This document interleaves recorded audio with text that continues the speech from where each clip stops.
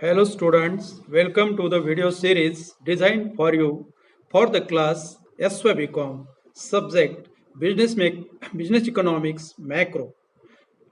Today we are going to learn more about the first topic, Introduction to Macroeconomics. Now in this topic the first point is meaning and definition of macroeconomics. The branch of economics is divided into the microeconomics and macroeconomics. The term macro was first coined by Professor Ragnar Frisch in 1933. The word macro has been derived from the Greek word makros, M-A-K-R-O-S. Macros means large or aggregative.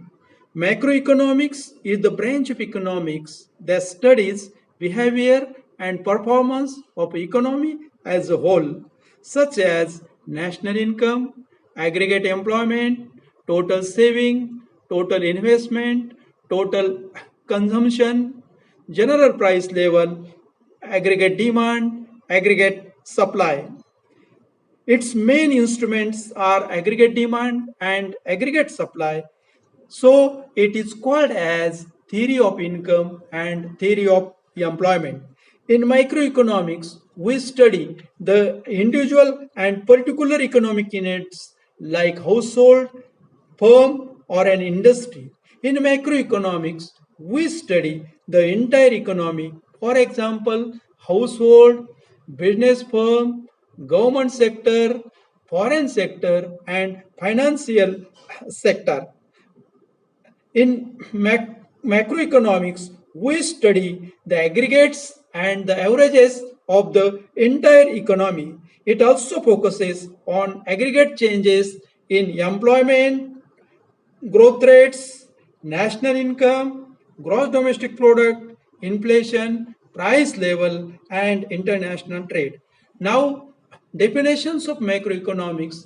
Macroeconomics is defined differently by different economists. Some of the important definitions of the macroeconomics are as follows.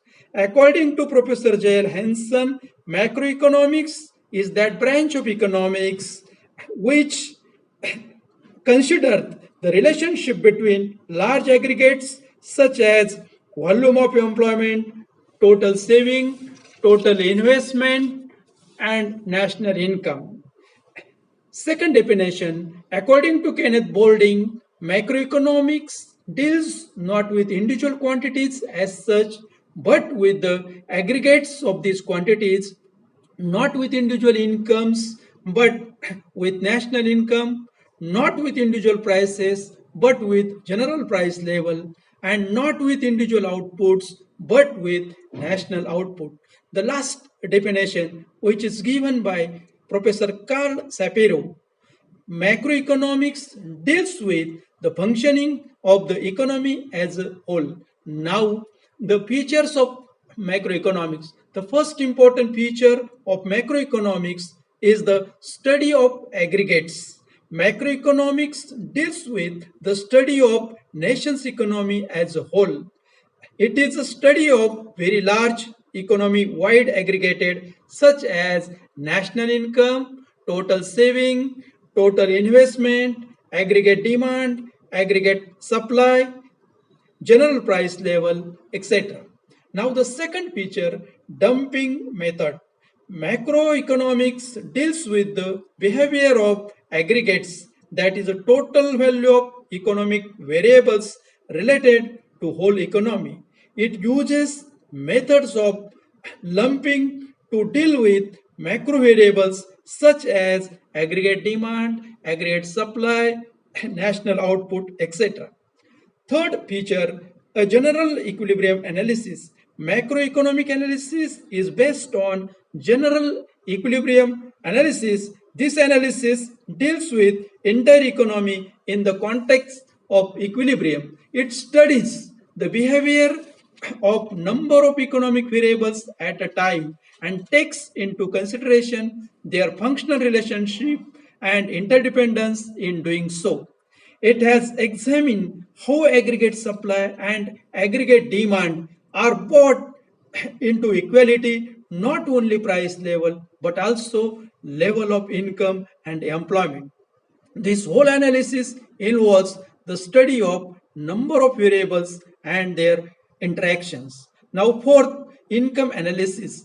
Macroeconomic analysis is also known as theory of income and employment, or simply income analysis, because basic subject matter of macroeconomic analysis is to explain what determines the level of national income and employment and what causes fluctuation in them. Further, it explains the growth of national income over a long period of time. Fifth, policy oriented. Macroeconomics, according to Keynes, is a policy oriented science. Macroeconomic analysis helps in formulating suitable economic policies to promote economic growth, to generate employment, to control inflation, to pull the economy out of recession, etc. Now, next, sixth, dynamic science. Macroeconomics studies the changes in aggregate economic variables and analysis dynamic nature of the economy. It enables to study progress of an economy over a period of time. Now, seventh, based on interdependence, macro analysis takes accounts of interdependence between aggregate economic variables such as income, output, employment, investment, price level, etc. For example, if explain how change in level of investment will finally change the level of national income, output, employment, and eventually the level of economic growth. Now, last one, overall view of the economy. The study of macroeconomics gives an overall view of the economy. It interlinks various aggregates so as to show the interrelationship between them. It tends to provide more realistic view of the overall economy.